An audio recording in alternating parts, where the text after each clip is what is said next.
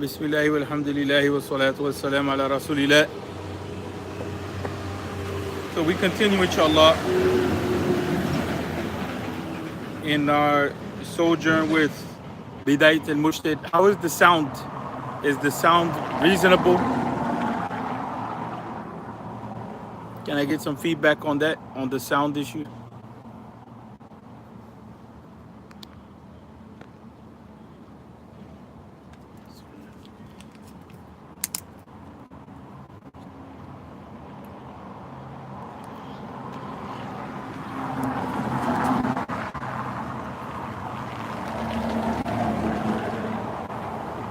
So we continue with Bidayat al-Mujtahid. And we're still in the section, the book of prayer. We covered in brief the conditions of the prayer, the introductory section of it. And so now we're dealing with the conditions on their own.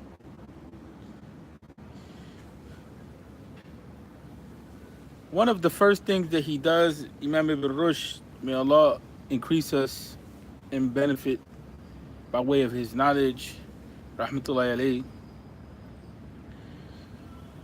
He's dividing the prayer times into two sections. Now, there's a lot of detail here that has to be covered overall, and we're trying to kind of deal with it step by step. So, because for some people this is probably the first introduction that they have to a book on fiqh, it behooves us to kind of take our time a little bit right now and just become aware of how it is that the ulama think about these things. So Imam Ibn Rushd, as mentioned before, he's very systematic, extremely systematic. And he's looking at things from two angles. One, Imam Ibn Rushd, he developed intellectually within the Maliki madhab. But it was not uncommon for the scholars of the past to go through that system of studying certain books that were laid down in a curriculum and were governed by the same principles of legal thinking. And then at the end of their sojourn in that madhab, they open up to different madhab. So Imam Ibn Rushd, not only did he open up to other madhab, but he got into this concept of outlining and delineating why it is that in this discussion that these different schools have, why it is that they differ at times. And where it is that it could be definitely identified in their discussions on fiqh, like for instance, in this case, the timings for the prayer. Where is their real difference? And where is the difference is just a difference in kind and not in type. And so Imam Ibn Rushd, in his systematic approach, the first thing that he does is says, look, we're going to study the prayer times, and we're going to see what it is that the scholars say regarding these timings.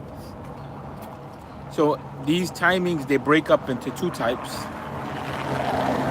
One, that in which to engage in worship. And then there's another set of times in which we're prohibited. From there, we go on to look at the times in which they're prescribed upon us, meaning that we're obligated to engage in some sort of activity, some sort of act of ibadah. Like in Ramadan, during the time of Ramadan or the month of Ramadan, we're obligated to engage in fasting. Coming up is Hajj, so during that time, we're obligated in a general way with conditions if we have the ability, so on and so forth. If we never made Hajj, right? If we have the wherewithal, then Hajj becomes an obligation upon us. If throughout the year we've had wealth that has been sitting, which is not wealth that's really being utilized, and we reach a point at which that wealth is zakatable, then at that point in time, the zakat becomes at different times, certain things are obligated upon us. More specifically here, he's dealing with the issue of the salah. So he says this section is also divided into two subsections. So the first thing is that we have timings of the prayer. Then we have those which are commanded, those which are forbidden or prohibited. Then we have, now we come back to that side of the prayer times in which we're commanded to worship in. And so now within that, it's to the regular prayer times, right? And then the second relates to exceptions to the rules when there's necessity. Glory prayer times, the basis of that comes to the Quran, the dalil, the asl. In the detailed sense, we have an ayat. In the general sense, we have concept, Quran as a source of knowledge. In the detailed sense, the Quran has ayat. So each ayat is can be considered a detailed proof, which serves as a detailed proof. I mean, a specific proof. But the Quran in whole, as a whole, is a general proof, and is that which obligates the prayer. So here, Allah Tabaraka wa Ta'ala in the Quran has legislated fixed hours where within it's enjoined upon the believers to worship, right? And so that's that during that time, the salah is legislated during those fixed times. So we have the ayah of the Quran in Arabic, inna salata kanat ala al-mu'minina kitaban mawquta. Right? So kitaban here, it means that the salah is legislated. Mawquta means that mawquta comes back to the issue of waqt or time, right? And so there's a time that's been specified for. So the ulama, they agreed that the 5 daily prayers have a fixed time. Of prayer within this time is a condition for the validity, the sihha. So it's a condition of validity. So for instance, Fajr should not be prayed in Isha, normally speaking, unless you're like making up or something like that. But on the standard, in the standard scheduling of the salah, each salah of the 5 prayers, and we already kind of covered that, that's obligated upon us. We covered 5 prayers a day are obligatory. So each one of those, Assalamu alaikum, each one of those has a specified time. And so at that point, the validity of that prayer is tied into knowing when that prayer time is. That's something that's very important. Why? Because the Quran is telling us, Inna salata kanat al mu'minina kitaban mawquta. Indeed, the salah has been legislated upon the believers at fixed times. And so the practice of the Quran here translates into something very practical. And that practical translation, it means praying within set times. So in that, the ulama, they agreed on that issue. And so we said that the salah pray at fixed times is part of the condition of the soundness of the salah. In other words, if you pray dhuhr at the end of asr, that, and you intended to pray dhuhr to dispense with the obligation, then that salah is not valid. You would have to make the intention of a make-up prayer at that point in time, because you deviated from what was legislated for that salah. One of the conditions of soundness is that you pray in the proper time, which is legislated for each salah. So the ulama also, that the time for the salah breaks up into that which is most virtuous and that in which you're allowable to pray in. Here he translated as preferred times and extended periods. But really, Qadiyat al-Tawsiyah is basically means, okay, it is literally extension, but the meaning of it is that, okay, within that frame, you're allowed to pray. But really, there's a preferred or peak time in which we should be engaging in an active ibadah. There's details to that, but in general, that's what we take away from that. But they disagreed, right, about the limits, of those times. Like when does that preferred time end, and when does that extended time end? But for the most part, they agreed. That's why some people, when they start saying that the Islamic scholarship, especially the fiqh and all that, is just full of disagreement, they really don't know what they're talking about. Because there's some things which people consider disagreement, and they consider it so in a negative sense. That's more of the case here that we want to focus on. Sometimes what people think of as allowable, it gives some flexibility, and it's not really disagreement. It's just like, for instance, like this bottle of Welch's juice. You're seeing it from this side, and I'm seeing it from this side. This is one angle. This is another angle, but it's still the same bottle of juice. You're coming at it. You're describing what you see here, and the other person is describing what they see there. That's basically difference of type, versus if you have this kind of bottle which is plastic and a bottle which is glass. Now we're getting into difference. That over there is glass, this is plastic. Although the common point between them is that both are bottles, right? And so, but now it gets even more complicated if I bring you, and then I bring you, a spoon. The two have no real relation. They're not in the same realm even. And so that's why intellect from that angle is important. So the ulama overall is, they have overlap. There's a lot of agreement, but we have to learn how to be sensitive to these subtleties, because they're thinking through this stuff. Now remember, they're not taking the Quran lightly.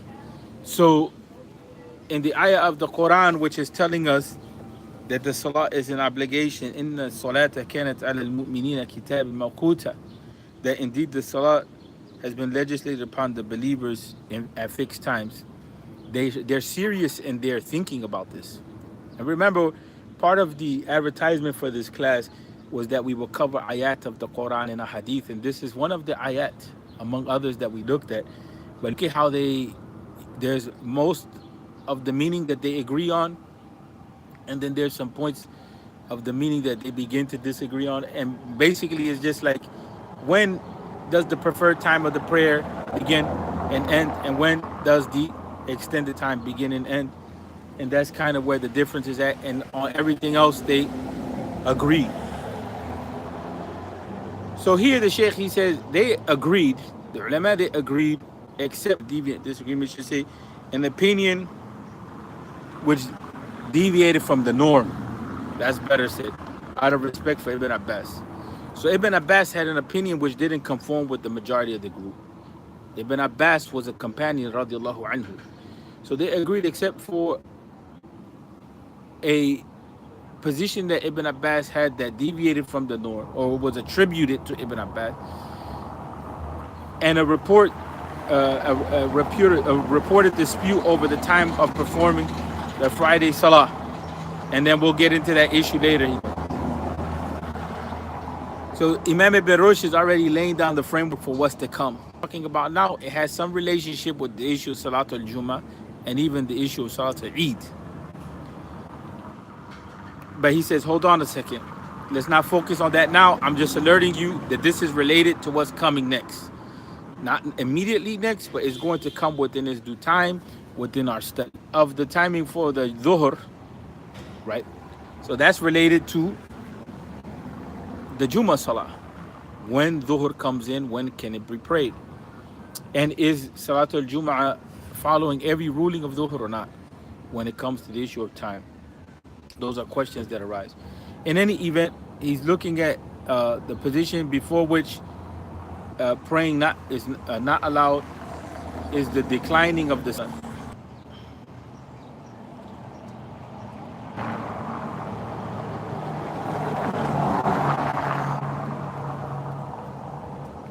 So they agreed that the beginning of the time of Dhuhr is not initiated before the decline of the sun, the zawal, the inclination of the sun. Now Ibn Abbas radiallahu anhu, he had an opinion which contradicted that. It went against that normal opinion, that majority held. Except what was supported, وإلا ما روي من الخلاف في صلاة الجمعة على ما سيأتي. Except, what will support the position of Ibn Abbas is not something related to Dhuhr prayer itself, but something related directly to the timing of Salat al-Jum'ah.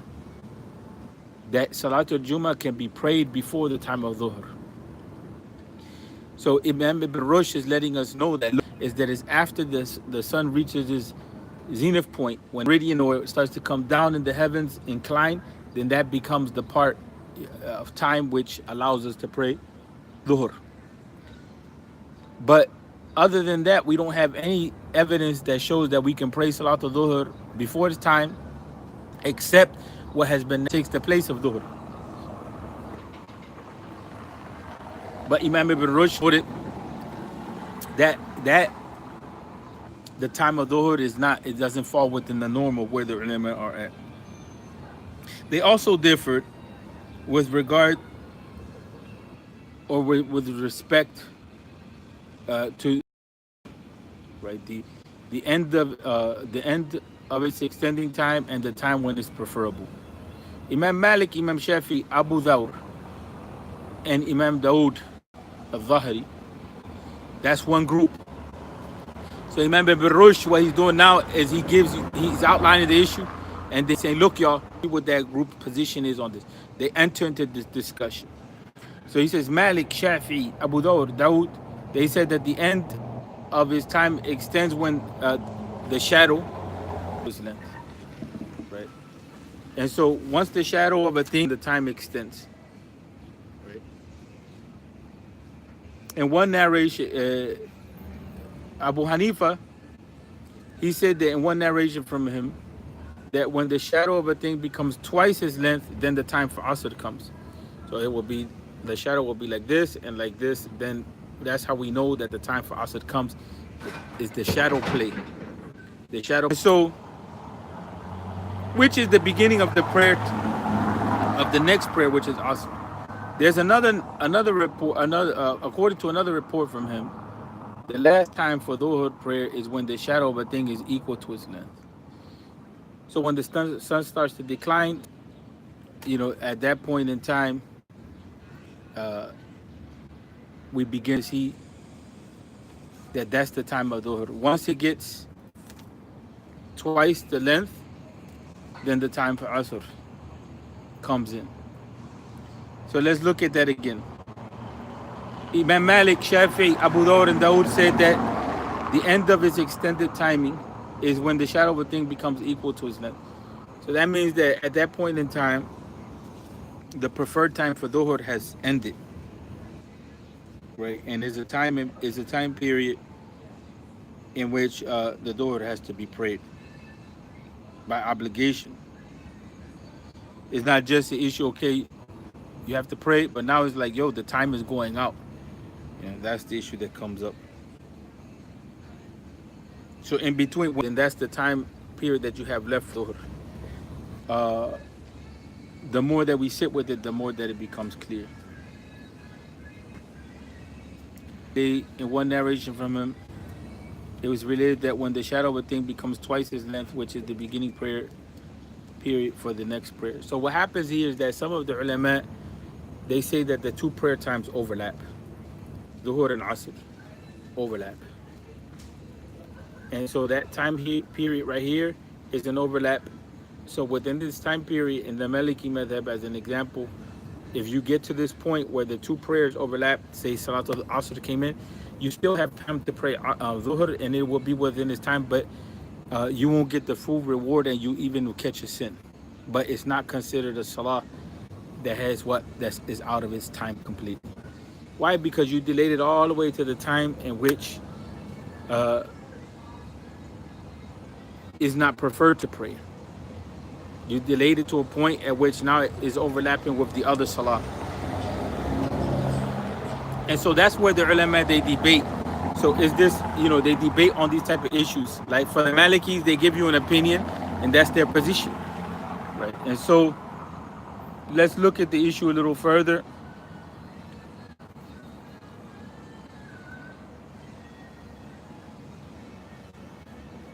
Here it says, while the first timing for Asr is when the shadow is twice the length of a thing, and the period between those when the shadow is the same as the length when it is twice as much is not suitable for the noon prayer, because they wanted to be prayed earlier. This later opinion was upheld by Abu Yusuf and Muhammad. Let's not get caught into that, right? Because here, what we're trying to do is we don't have to know every detailed opinion with precision. What we're looking at is how it is that that ayah of the Quran is understood. إِنَّ الصَّلَاةَ كَانَتْ عَلَى الْمُؤْمِنِينَ كِتَابًا مَوْقُوتًا. That indeed the salah has been legislated timings. And so you begin to see that the ulama, they have a discussion on this issue. So they differ. So Imam Ibn Rushd, he says, but they differ only on a small area of knowledge or understanding. So Imam Ibn Rushd, he says, the reason for their disagreement over this is the conflict, the apparent conflict that comes between a hadith.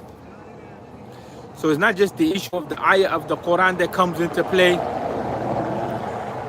that salah is obligated upon us in certain 6 times, but now the issue of hadith comes into play. So with the issue of the hadith coming into play, we begin to get to, the first is that the hadith of Jibreel, in that hadith, the prayer is led by Jibreel. He prayed Dhuhr with the Prophet Muhammad sallallahu alaihi wasallam on the first day when the sun declined, and on the second day when the shadow of a thing was equal to its length. He then said, of a thing is equal to its length. It is related that the Prophet sallallahu alaihi wasallam said, your stay on the earth compared to that, the Asr and the Maghrib prayer. The people of the Torah were given the Torah and they acted upon it while it was midday, and became unable to continue after that. It was then granted to them a small measure after a small measure. The people of the Injil were time for Asr, being unable to do so after that. It was then granted to them small measure at a time. We were given the Quran and we acted upon it till it was sunset. It was then granted to us two small measures at a time. The people of the book said, "O Lord, you have given these people 2 small measures at a time, while you gave us 1. When our performance was for a greater period." Allah, the Exalted, replied, "Have I done any injustice in compensating you?" They said, "No." He said, "Then it is my benevolence. I grant to whom I will." And so here the idea is that, the timings of the prayer are being determined here. Malik and Imam Shafi followed the tradition in which Jibreel led the prayer. Assalamu alaikum. While Abu Hanifa followed the apparent meaning in the other hadith. The reason is that if the interval between the beginning of Asr and sunset is shorter than that from the beginning of Dhuhr up to the time of Asr, in accordance with the implication of this tradition, it is necessary that the beginning of the time for Asr be when the shadow is more than the height of a thing, and that this be the end of the time for Dhuhr. Abu Ibn Hazm said, "It is not as they believe. I have examined the matter and found that the shadow is equal to the height when 9 hours." Qadi Iyad, he said that he was doubtful about that concept of the fraction. He said he believed that it's a third. The evidence of those who upheld the continuation of the timings, that it continues without a dividing break, is the saying of the Prophet ﷺ, the time of a prayer does not extend or does not end till the time of the next prayer. And that's an established hadith. And so the issue here is that they differ over the timing. It may not be so clear from the translation, but they differ over the timing due to the different ways that they can read the narration. And so this group is a majority position, and this group is a minority position, which is the position of Abu Hanifa rahmatullahi alayhi. One of the reasons why the Hanafis, they pray Asr later, because they have a narration that they read which indicates to it being delayed because of the sun and because of what we see here. regarding of when the beginning for the prayer is and when the end for the prayer. We don't have to get into that every stage of meaning that we come across. First, we begin with the Quran, and it begins to appear that we're just looking at the Quran. The Quran is telling us that the salawat are at fixed timings. So it appears that what? It appears that we, at that point in time, can suffice with the Quran. But then we see that, hold on a second. The Quran here is just giving us a general sense that the salawat are fixed at 5 times a day. Or it's telling us in a general sense that the salawat are fixed. And then we come to understand that it's 5 prayers a day. Hey, how you doing? So then from there, what begins to happen is what? That more details come in. Hold on, the salawat are fixed at 5 times a day, but how do we know when that time begins and when that time ends? And so then, in a general sense, we have an understanding of when it begins and when it ends, and there's a general agreement. But then there's some details with some of the salawat. And then the issue comes up of when is it preferable to pray? And when is it just allowable, or when is it that we have? That's where you find a little bit of diversity of how they read the evidences. And so Imam Ibn Rushd, he lets us know that, hold on a second, like, don't just think that this is a difference that just comes about because of whim. It's not a difference that comes about because of whim. Imam Ibn Rushd, he lets us know with clarity that the difference comes about because you have two, and they kind of seem to conflict. And because they seem to conflict, they open up to 2 different opinions. Now, mind you, each school will reconcile the narrations. Each school.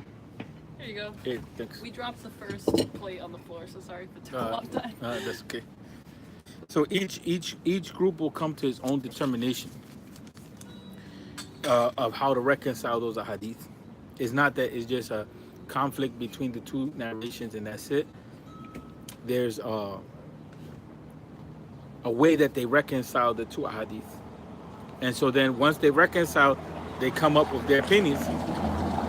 So the Hanafis, they have their opinion, which eventually is going to lead to, and the majority is going to have their opinion, and it leads to what we practice now with regard to when Dhuhr begins and when it ends.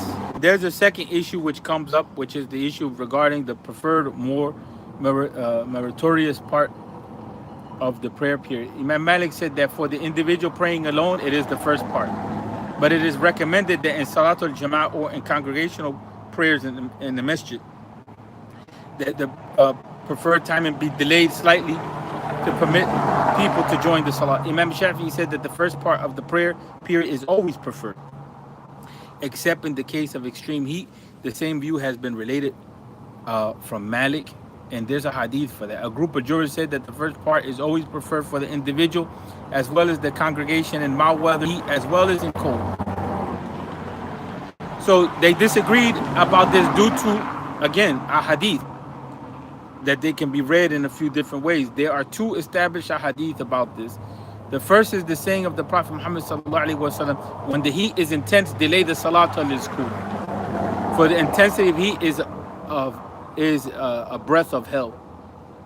So basically is a manifestation of the hellfire. The second is the report that the Prophet sallallahu alaihi wasallam used to pray the Dhuhr salah at the time of the hottest hour. So the tradition or the hadith of Khabbab related by Imam Muslim rahmatullahi alayhi, it contains the words, they complained to him about the heat of the Ramda or the scorch. It is recorded by Muslim, Zuhair. It is recorded by Muslim. Zuhair, the narrator of the hadith, said that he asked his Sheikh Abu Ishaq about is saying about the hadith. Is this relating performance? And he said yes. A group of jurists preferred the hadith about delaying till it is cool. Things were done not in a routine fashion, except the prayer being prayed.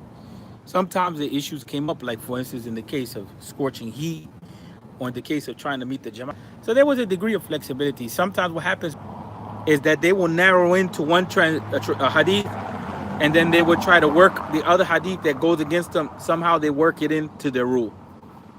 That's why there's different madhab. So the scholars of hadith themselves, even though sometimes they follow a madhab, you'll find them pulling away from just that. We're just going to, so sometimes it puts us in a situation where we're only practicing one hadith where there's another hadith that allows for a different practice. Like, for instance, waiting for the salah because of heat or because of chill. We have this fitna going on right now over this issue. Do we wait to build the jama'at, or do we pray immediately as the salah comes in? Same issue, is a more of a practical issue, but the same thing here. So the narrations show us, that's why Ibn Rushd is objective in his approach, because he's showing us what's out there, and he's showing us how it is that the ulama differ. But in reality, that scope and that range is allowable, right? That scope and that range, for the most part, it's allowable, right, to work in. And so whatever accommodates the salah. But you begin to see why they differ. They differ because they're going by the different narrations, which are recording different events. They call it a contradiction in the sense of we need to act upon something. And so and then the other narration becomes the exception. You know, another one will just cancel out the hadith, you know, in the sense of saying we only practice this and that was for that time. They have different ways of reconciling. And those things are not compromises in the deen. They're not twisting the deen. It's just it's an actual study of the deen and being critical in your thinking. And that's what the scholars did.